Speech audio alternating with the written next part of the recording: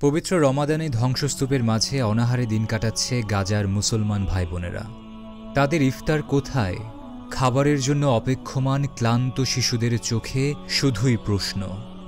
গাজায় ধারাবাহিক মানবিক কর্মসূচির অংশ হিসেবে এই রমাদানে মজলুম গাজাবাসীর জন্য ইফতার ও সাহরির রমাদান ফুডপ্যাক বিতরণের পাশাপাশি ইফতার আয়োজন করছে আশ ফাউন্ডেশন।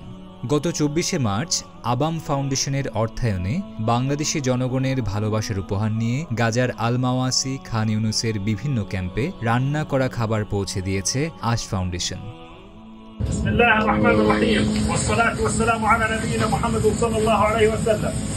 نتقدم بجزيل الشكر إلى الأخوة في مؤسسة داعش وشعب بنغلاديش على توفير طعام صائم إلى إخواننا النازحين في قطاع غزة. بارك الله فيكم وجزاكم الله عنا خير الجزاء على هذا العمل المتواصل لأهلكم في غزة. والسلام عليكم ورحمة الله وبركاته. আপনার সহযোগিতা হতে পারে তাদের বেঁচে থাকার এক টুকরো আশার আলো। খাদ্য বিতরণের পাশাপাশি গাজায় আশ ফাউন্ডেশনের উদ্যোগে আরও বহু মানবিক কর্মসূচি চলমান আছে। আসুন গাজার নির্যাতিত মানুষের পাশে দাঁড়াই।